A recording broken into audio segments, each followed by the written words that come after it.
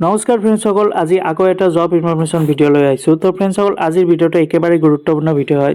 তো আজিৰ ভিডিঅ'টো হৈছে যে BSFৰ চাকৰিৰ বাবে নতুনকৈ কেইটামান পোষ্ট মুকলি হৈছে। এইটো এপ্লাই অনলাইনৰ জৰিয়তে কৰিব লাগিব আৰু ইয়াতে টোটাল পোষ্ট আছে 141টামান পোষ্ট। ভিডিঅ'টো সম্পূৰ্ণ ভালদৰে চাব। আপোনালোকে কেনেদৰে এপ্লাই কৰিব, কি পোষ্ট আৰু এডুকেশ্যন কোৱালিফিকেশ্যন কি বিচাৰিছে, তো ভিডিঅ'টোৰ জৰিয়তে আপোনালোকক জনাই দিম। তো প্ৰথম পোষ্টটো হৈছে যে ইন্সপেক্টৰ লিব্ৰেৰিয়ান। তো ইয়াতে দুটা পোষ্ট আছে।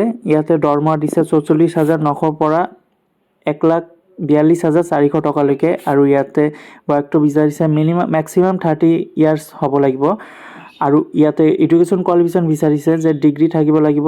নম্বৰ পোষ্টটো আছে SI ষ্টাফ নাৰ্ছ।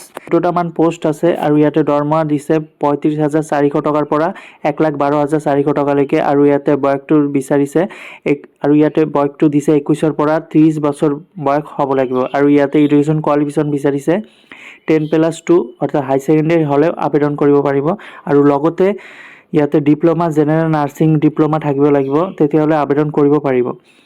অকল হাই ছেকেণ্ডেৰী পাছ হ'লেও নহ'ব, ইয়াতে ডিগ্ৰী বিচাৰিছে যে জেনেৰেল নাৰ্ছিঙৰ ডিগ্ৰী কোৰ্চ থাকিব লাগিব।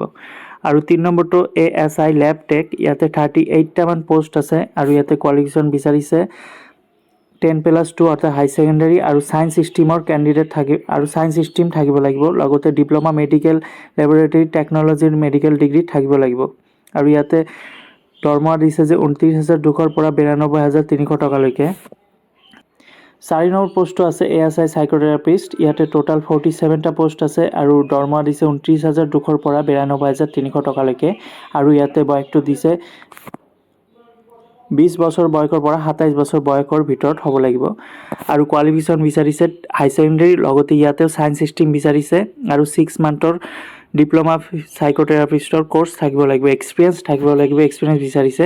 5 নম্বৰ ফ্ৰেণ্ডসকল, 5 নম্বৰ পোষ্টটো হৈছে SI ভেহিকেল মেকানিক। ইয়াতে 3টা পোষ্ট আছে আৰু ইয়াতে কোৱালিফিকেশ্যন বিচাৰিছে 3 বছৰৰ ডিগ্ৰী ডিপ্ল'মা অটোমোবাইল ইঞ্জিনিয়াৰিং থাকিব লাগিব আৰু ইয়াতে দৰমহা দিছে 35,400 পৰা 1,12,400 টকালৈকে।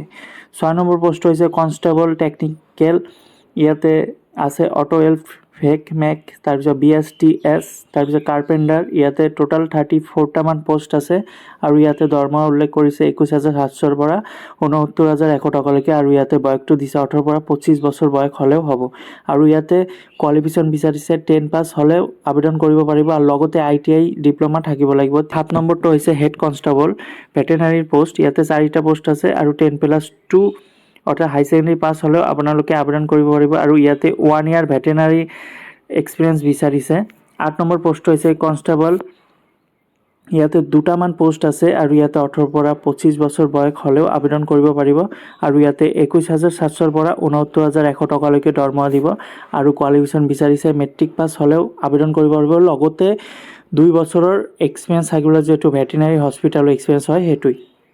তো ফ্ৰেণ্ডসকল, এই পোষ্টটো আবেদন কৰাৰ বাবে চিটিজেনশ্বিপ ইণ্ডিয়ান চিটিজেনশ্বিপ হ'ব লাগিব আৰু ইয়াতে যিসকলৰ কাষ্ট চাৰ্টিফিকেট আছে এজ ৰিডাকশ্যন পাই যাব। OBCৰ কাৰণে 3 ইয়াৰ্ছ, SCৰ কাৰণে 5 ইয়াৰ্ছ, STৰ কাৰণে 5 ইয়াৰ্ছ এজ ৰিডাকশ্যন পাই যাব আৰু এপ্লিকেশ্যন ফিজ ইয়াতে UR আৰু OBC আৰু আদাৰ কেণ্ডিডেট যিসকলে জেনেৰেল হয় সিহঁতৰ কাৰণে 100 টকা ইয়াতে পে' কৰিব লাগিব যেতিয়া আপোনালোকে আবেদন কৰিব আৰু ST ফিমেল BSF কেণ্ডিডেট যিসকলে আবেদন কৰিব সিহঁতৰ কাৰণে একো পইচা দিব নালাগে। Payment mode credit card, debit card, UPIৰ জৰিয়তে কৰিব পাৰিব।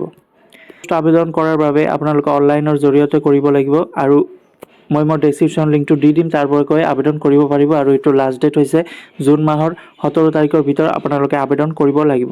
ফ্ৰেণ্ডছসকল, আশা কৰোঁ ভিডিঅ'টো বুজি পাইছে আৰু ভিডিঅ'টো যদি ভাল লাগে লাইক আৰু নিজৰ বন্ধু বান্ধৱী হওক শ্বেয়াৰ কৰি দিব। ধন্যবাদ।